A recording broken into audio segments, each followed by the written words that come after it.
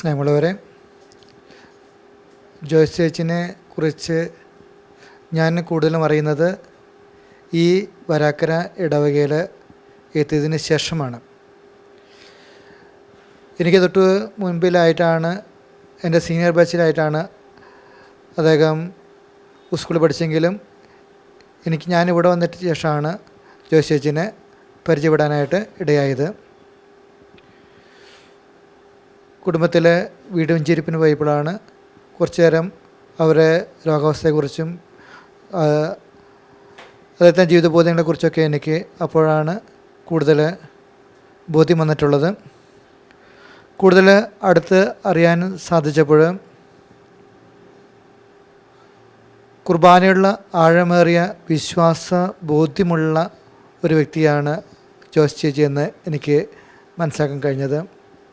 കാരണം തൻ്റെ ഈ സഹനാവസ്ഥയിലും രോഗാവസ്ഥയിലും ഒക്കെ കടന്നു പോകുമ്പോഴും കുർബാനയുള്ള തീക്ഷ്ണതയിൽ കുർബാനയ്ക്ക് വേണ്ടിയിട്ട് സമയം ചെലവഴിക്കുവാനും കുർബാനയ്ക്ക് വേണ്ടി ഒരുങ്ങിപ്പോകുവാനും ഒത്തിരിയേറെ തീക്ഷ്ണത കാണിച്ചിട്ടുണ്ടായിരുന്നു.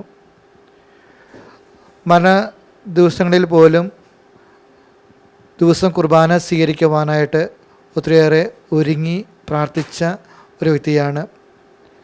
അതുതന്നെ കുർബാനയുള്ള അദ്ദേഹത്തിൻ്റെ ആ തീക്ഷ്ണത നമുക്ക് വലിയൊരു മാതൃകയാണ്.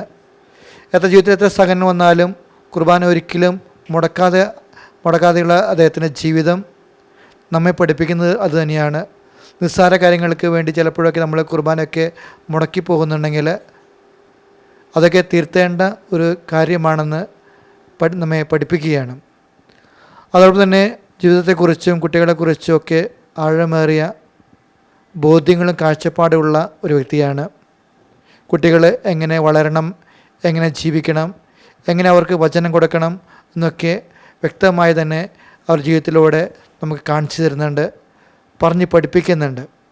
ഇതൊക്കെ അദ്ദേഹത്തിൻ്റെ ആ മക്കളെക്കുറിച്ചുള്ള ബോധ്യങ്ങളെക്കുറിച്ചെന്നാണ് നമുക്ക് മനസ്സിലാക്കാൻ സാധിക്കുക.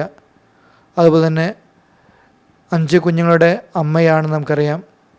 ആ കുഞ്ഞിന് വേണ്ടിയിട്ടും അത് ഒരുങ്ങി തന്നെയാണ് അദ്ദേഹം ഇതിനൊക്കെ ശ്രമിച്ചതൊക്കെ. ജീവനുള്ള തീക്ഷ്ണതയും കുടുംബത്തോടുള്ള ആ സ്നേഹമൊക്കെയാണ് അതിലൂടെ വ്യക്തമാക്കുക. കൂടുതൽ കുഞ്ഞുങ്ങളുണ്ടാകുന്നത് കുടുംബത്തിന് അനുഗ്രഹമാണെന്ന് വിശ്വസിക്കുകയും അത് കാണിച്ചു കൊടുക്കുകയും ചെയ്ത വ്യക്തിയാണ്. അതുകൊണ്ട് തന്നെ വീട്ടമ്മമാർക്കും യുവതിവാക്കൾക്കും എല്ലാം പ്രചോദനമാണ്. ഒത്തിരിയേറെ യുവാക്കളോട് ബന്ധപ്പെട്ടുകൊണ്ട് ജിസ്യൂത്തിൽ പ്രവർത്തിച്ച വ്യക്തിയാണ്. അതുകൊണ്ട് തന്നെ ഒത്തിരി പേര് അദ്ദേഹത്തോട് സ്നേഹിക്കുകയും ഒത്തിരി പേർക്ക് പ്രചോദനമാവുകയും ചെയ്ത ജീവിതമാണ്. ഇതൊക്കെ കാണുമ്പോൾ നമ്മുടെ ജീവിതത്തിൽ നമ്മൾ വരുത്തേണ്ട നല്ല മാറ്റങ്ങളെക്കുറിച്ച് പഠിപ്പിക്കുകയാണ്.